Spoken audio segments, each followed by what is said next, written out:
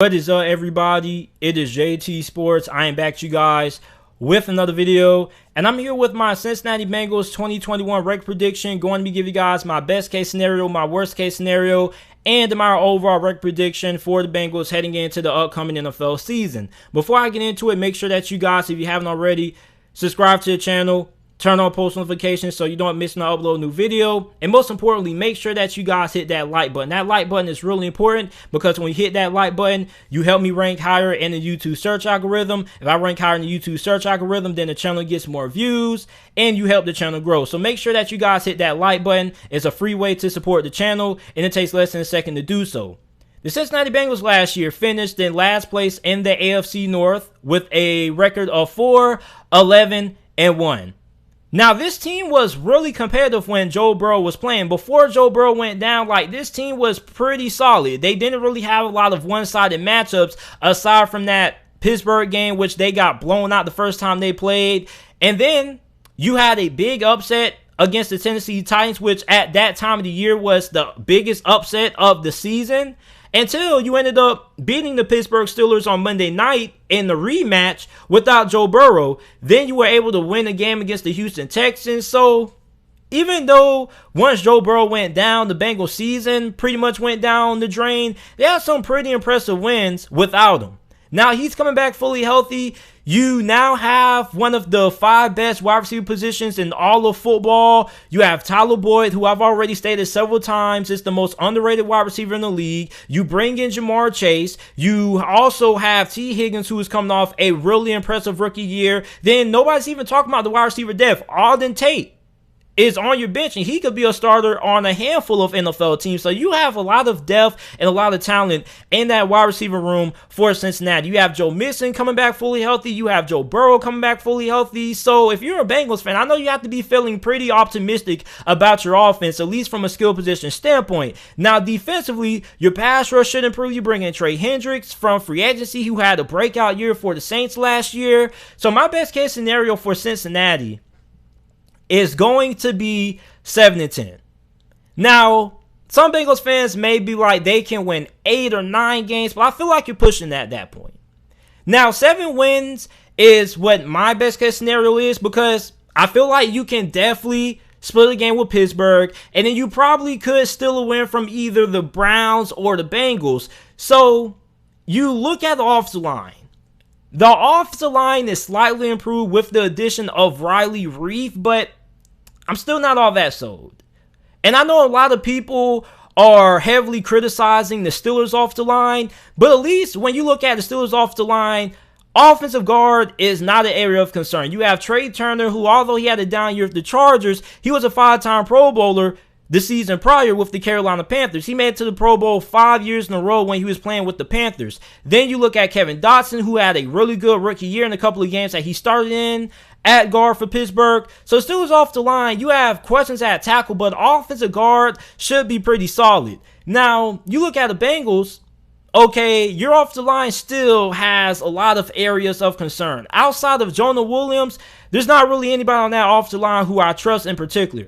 And I know you brought in Riley Reef, who isn't bad. He's pretty solid, but still there are large areas of concern on that offensive line for Cincinnati. Now you look at the defense, the pass rush definitely has to improve, but I don't know how much you can trust your linebackers because the linebacker has been the biggest weak link for the Bengals for over the last couple of years. Now, for the Bengals to end up winning 8 games or more, you're probably going to have to end up outscoring everybody. You're probably going to be in a shootout in every single game that you play in this year.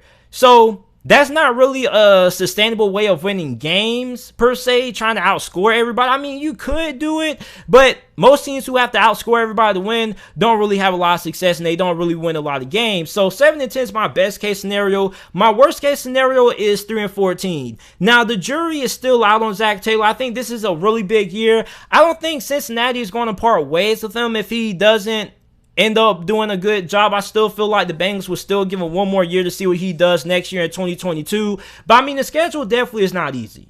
You got to play Minnesota to start the season out, which I think Minnesota is going to be a really good team this year. You got to face Chicago. Okay, that is a winnable game. But then you got to go on the road and face Pittsburgh. You got to face Jacksonville.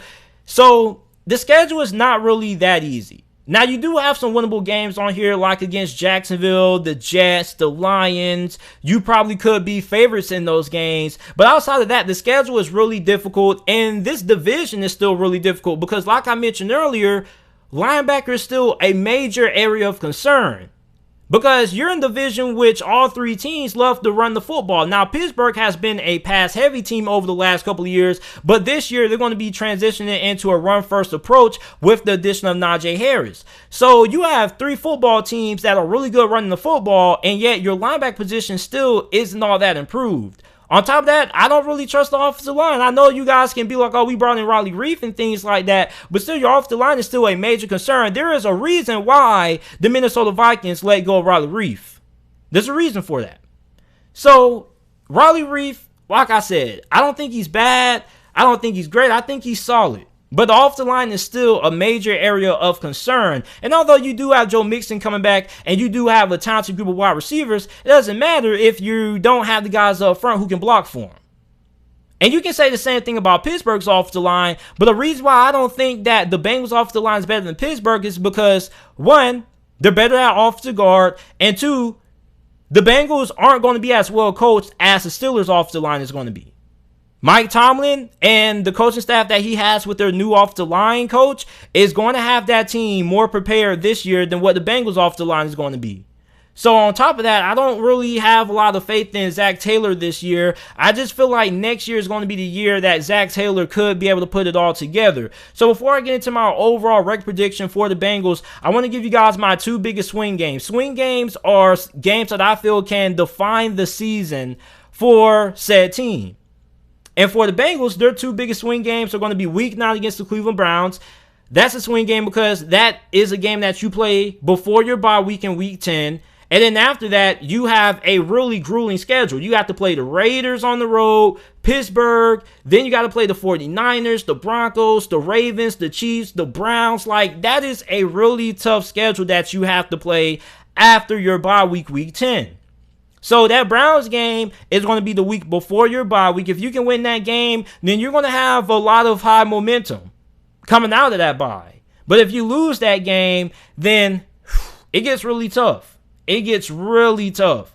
Then that Week 13 game against the Chargers is a big game because you have the battle of Justin Herbert and Joe Burrow, who are two of the best up-and-coming quarterbacks from that draft class when they were coming out of that 2020 draft. So that's always going to be a really interesting game. I made a video last year asking who was better, Joe Burrow or Justin Herbert. A lot of people went with Joe Burrow. A lot of people went with Justin Herbert. So I'm really interested in seeing that matchup of the two best quarterbacks from that 2020 draft class. Now, my overall prediction for Cincinnati is going to be 5-12.